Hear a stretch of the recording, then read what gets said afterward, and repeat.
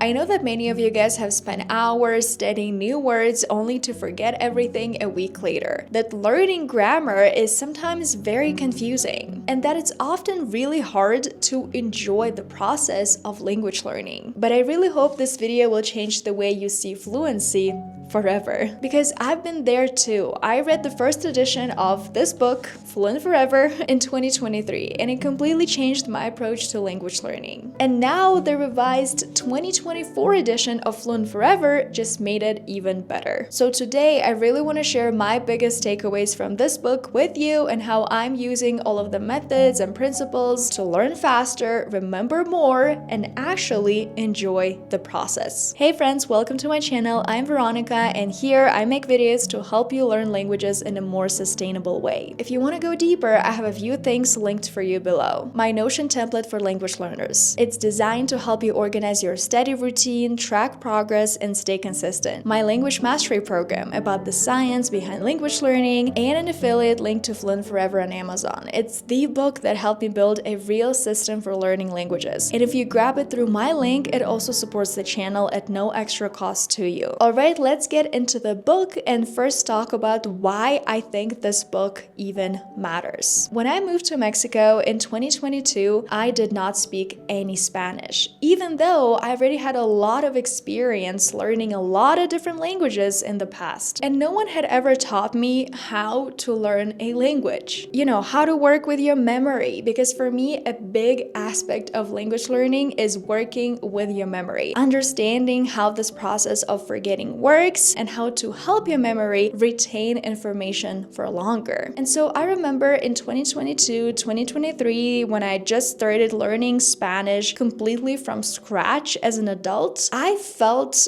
really overwhelmed. I was trying a lot of different approaches to see which one would work for me. And yeah, I think at the very beginning, my process was like very messy. I was guessing a lot of things. I was trying to piece together a better method from like 100 different places, 100 different resources. And then one day, I remember I was on Amazon and I was like, I wonder what will happen if I just type in how to become fluent or like how to learn a language. And that is how I found this first edition of Fluent Forever. Honestly, reading this book has felt like somebody has finally sat me down and told me, yes, your method works. You're on the right track, and here is why. I'm gonna tell you why this works and what to do next. So even though I actually read the 2014 edition, yeah, this book came out a very long time ago, I still decided to purchase this 2024 edition. It's updated, and I honestly think it's so worth revisiting. It teaches you how to work with your memory, not against it. And for me, that is always my biggest goal when it comes to learning a foreign language. After reading Fluent Forever, I started paying attention to how I was learning, not just what I was learning. Because there are tools that can really accelerate our progress. And that is why I've been loving FluentU, and I'm so excited that they're sponsoring a portion of today's video. FluentU is one of the platforms that is really aligned with how I like to learn languages. First of all, it is amazing for ear training. You're constantly hearing real language, the way it's actually spoken, through native content like YouTube clips, interviews, and movie scenes. Second, FluentU uses images, not just translations, wherever possible. When you click on a word, you get visuals, example sentences, tips, and most importantly, links to other real videos that use that word. Third, it has a built-in spaced repetition system. You're not just watching, you're reviewing in a smart and effective way. And the reviews go from single words to phrases and full sentences, so you're always leveling up. And finally, FluentU has cloze-based quizzes and comprehensible input in their content. So instead of flashcards that feel like a chore, you're learning through meaningful, real-life content with interactive exercises that actually help you use the language. If that sounds like something you'd like to try, I've linked a free trial and a 40% discount in the description below, so you can explore FluentU for yourself.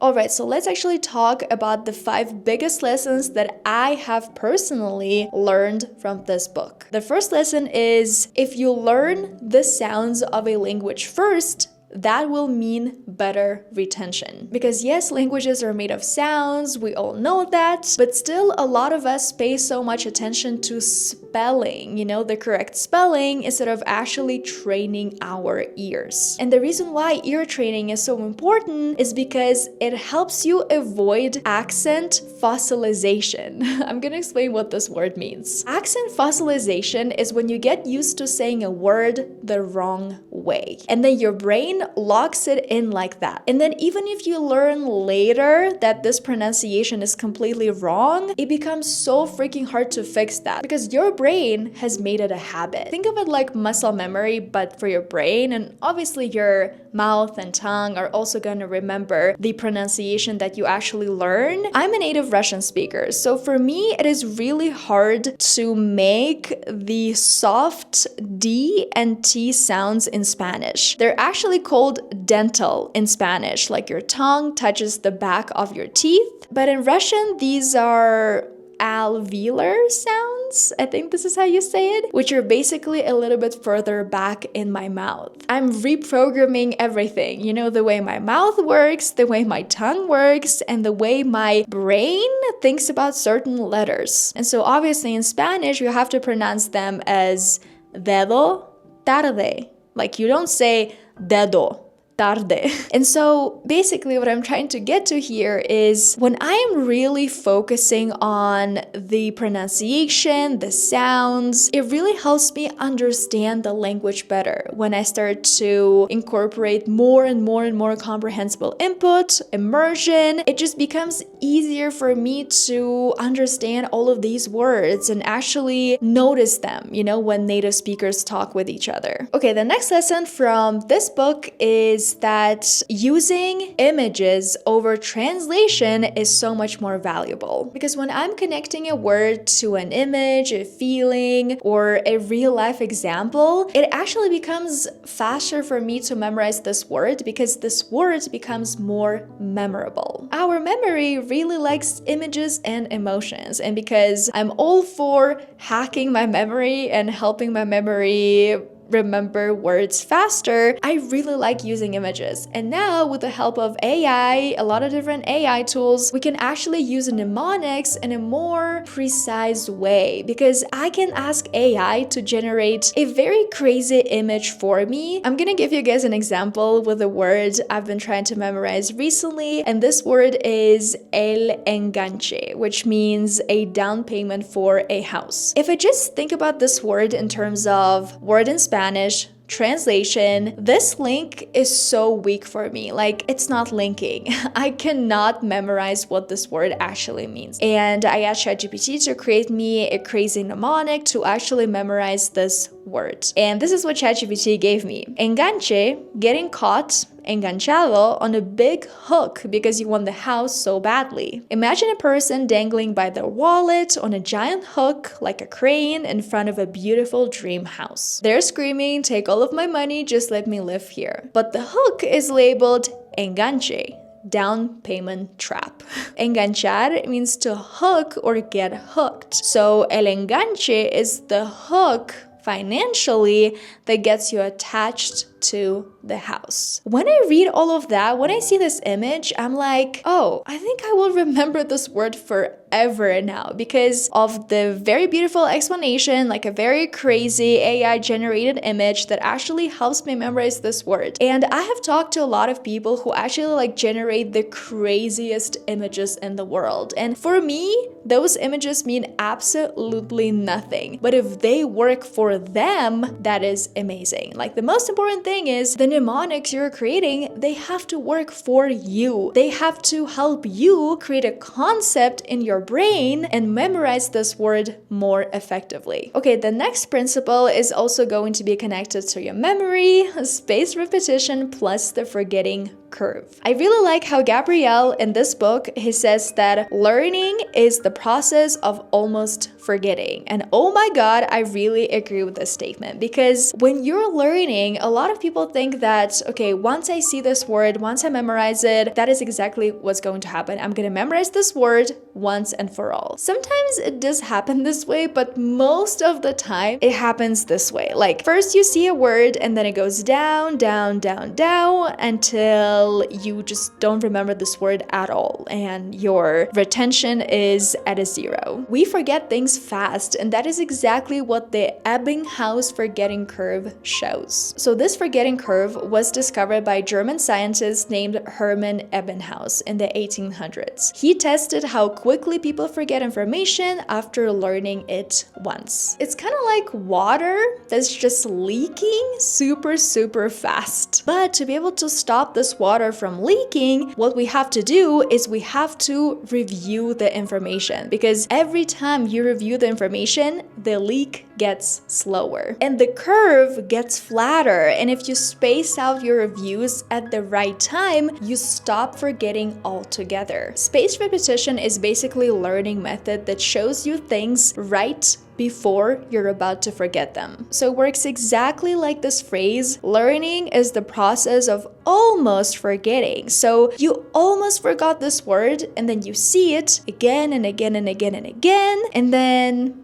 naturally, you acquire this word. SRS tools like Anki are built on this principle. They calculate when you're likely to forget and show you the card at exactly the right moment. And honestly, I know a lot of people who don't use Anki, but who still learn the language. And the reason why it happens is because they just surround themselves with a lot of comprehensible input all the time. That's fine. Like as long as you have enough comprehensible input, you're going to see the words that you need to see over and over again in all of the content you're consuming. But I think if you want to hack your memory, if you want to learn faster, if maybe you're preparing for an exam and you have to memorize a lot of different words and grammatical structures and phrases, I think in those cases, SRS tools become incredibly important. And so one new thing from this book that I did that I had never done before was I actually downloaded the 625 frequency word list, and I used Anki. I generated images to memorize all of these words, because at the very beginning in 2022, when I did not speak any Spanish, that list actually helped me so much. I usually say that I'm not a very big fan of frequency lists, just because I think if I rely on them too much, I actually don't practice comprehensible input enough. I just surround myself with lists and lists of random vocabulary out of context, and that doesn't help me a lot. However, the 625 word list that Gabriel shares in his book, it helped me a lot. When I was a complete beginner, like I didn't know what to do, I didn't know where to start, I just started with ear training with his lists. And then when I actually memorized all of those words, I could start watching YouTube videos and reading very simple books, and this whole process just felt a little bit easier. Okay, now let's talk about grammar, which is going to be my lesson number 4 from this book. Grammar through comprehensible input. I think for a very long time, I really struggled with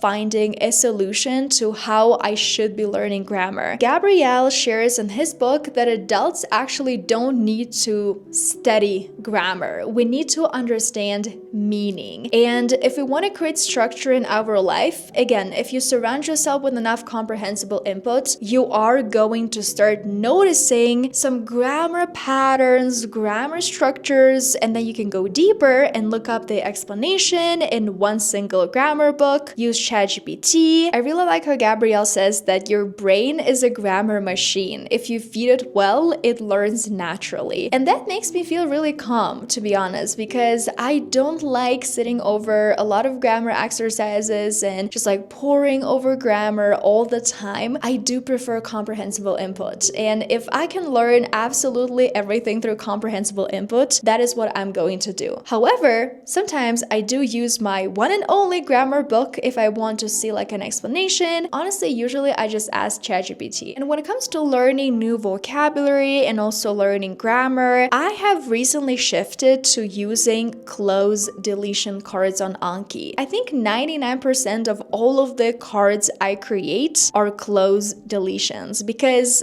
I really like them. Like, they really help me recall information better and notice it more often when I then go out there and immerse myself in all of my comprehensible input. Okay, and finally, I really want to talk about devotion over discipline. I don't think Gabriel Wyner talked about this in his book. For me, when it comes to any kind of habit or anything I do in life, I come to this conclusion all the time that you just need this very strong desire, this very strong passion to show up. If I try to build all of my language learning on this principle of discipline, like I have to discipline myself, I just have to do it, I have to make myself do it, it just makes me feel like I'm suffering. I'm suffering through the process of language learning, and that is not for me personally. Like, if this works for you, that is great, but I'm just sharing my journey here, what works for me and what doesn't. And what works for me is devotion, like finding different tools and resources, and I can actually be consistent in something if I do something that I love. For example, right now I live in Mexico City, and how I personally integrate this principle of devotion over discipline into my Spanish learning is I follow a lot of YouTubers